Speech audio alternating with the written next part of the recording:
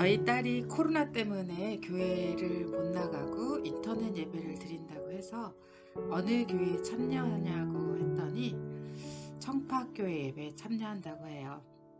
사실 저는 아이들에게 한 번도 그 교회 목사님이든 또는 교회든 얘기한 적이 없습니다. 그런데 그렇다고 하니 우선은 좀 놀랐어요. 왜냐하면 젊은이들에게 인기 있는 분이 아니잖아요. 그리고 다음은 감사했습니다. 신앙의 토양이 건강하게 잘 만들어졌구나 생각되었기 때문입니다.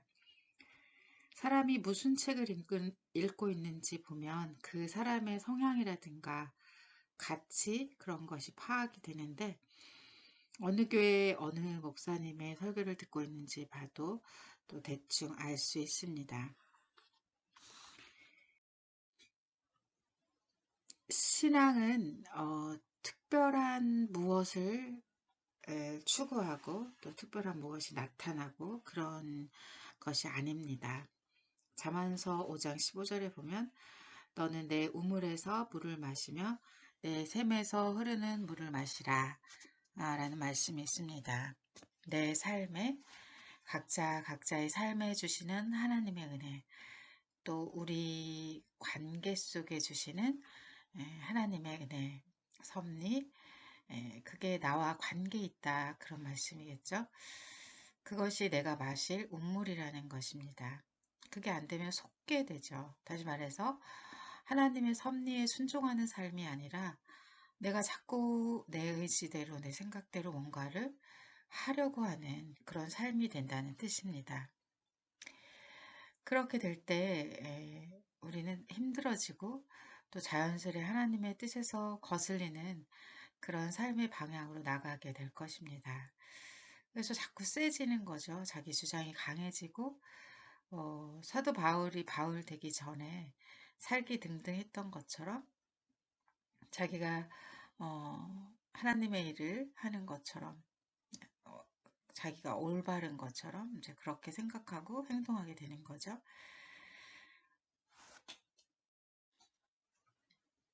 신앙은 그 반대입니다. 신앙은 내가 없어지는 것이다, 죽는 것이다 그러잖아요.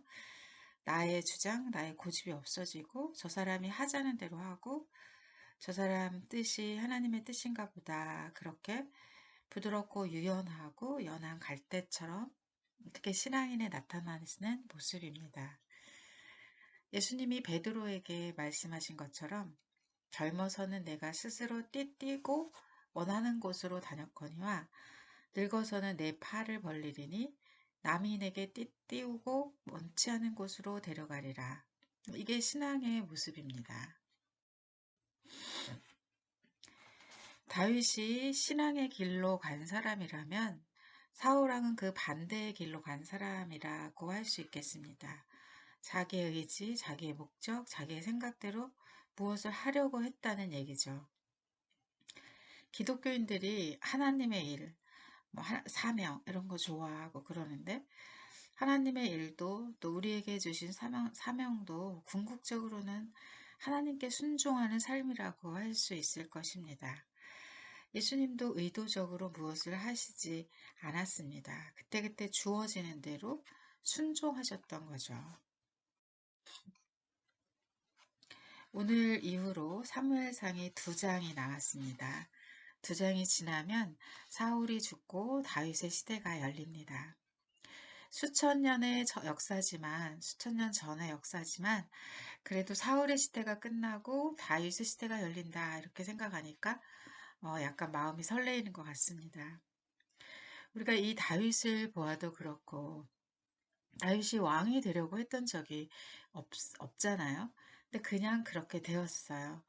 또 그렇게 긴 세월 동안 도피 생활을 할 줄도 다윗은 몰랐습니다. 그것은 다윗의 의지도 목적도 계획도 아니었습니다. 그냥 그렇게 되었습니다. 주어진 대로 때로는 두려워하면서 때로는 담대하게 때로는 지치기도 하고 그러면서 하나님과 씨름하며 자기에게 주어진 삶을 살았고 그러다가 다윗 왕이 되었습니다. 그리고 우리는 이 모든 것이 하나님의 섭리 가운데 있었다는 것을 압니다. 우리의 인생도 마찬가지죠. 우리가 지금 이런 우리의 삶을 계획하고 의도했던 적이 있던가요? 그냥 그렇게 된 거잖아요. 우리도 다윗처럼 주어진 대로 때로는 두려워하면서 때로는 담대하게 때로는 지치기도 하고 그러면서 하나님과 씨름하며 우리에게 주어진 삶을 살아가고 있는 것입니다. 그렇게 살면서 우리의 본질을 회복하고 참된 나를 찾아가고 또 하나님이 지어주신 그 모습, 그러니까 하나님의 형상을 회복해 가는 거죠. 이것이 우리의 사명이고 하나님의 일이고 신앙의 과정입니다. 우리 교단에 존경받으신 한경직 목사님의 유명한 일화가 있습니다.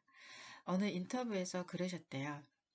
목사님은 어떻게 평생 동안 이렇게 성공적으로 목회를 하셨습니까? 그랬더니 뜻밖의 대답을 하셨다는 거예요. 오늘 그만두나 내일 그만두나 그러다 보니 이렇게 되었습니다. 라고 하셨다는 거예요. 내가 잘나서 이렇게 했다 저렇게 했다 나는 목회 철학이 이렇다 저렇다 그러시지 않고 오늘 그만두나 내일 그만두나 했다는 거예요. 저는 좀 이런 신앙을 회복했으면 좋겠어요. 어떻게 30대 젊은 목회자가 세상의 종말을 운운하고 하나님께 직통 계시를 받았다 하고 또 어린 학생들이 그렇게 확신에 찬 비전을 가질 수 있고 또 그렇게 수많은 기독교인들이 그런 사람들을 추종하는지 저로서는 이해하기가 어렵습니다. 일평생 목회하신 한경직 목사님이 오늘 그만두나 내일 그만두나 그랬다는 거. 나중에 우리가 다윗의 시편을 읽게 되겠지만 허구한 날 울고불고 했던 다윗.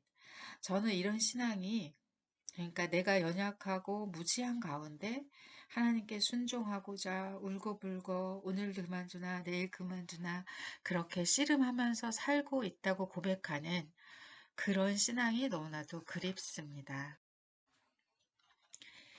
본문으로 들어가 볼까요? 다윗이 블레셋으로 망명해서 시글락이라는 곳에서 산 지 1년 7개월 정도 되었을 때 블레셋과 이스라엘 사이에 전쟁이 일어났습니다. 2절에 보면 다윗과 그의 군대도 전쟁에 참여하게 되는데요. 이스라엘의 왕이 될 다윗이 자기 민족에 대항해서 전쟁을 해야 할 아주 난처한 상황에 처하게 된 것입니다. 그러니까 이러지도 못하고 저러지도 못하는 그런 처지가 된 것이죠. 그러나 일단 다윗은 아기스 왕을 따라서 전쟁에 나섰습니다.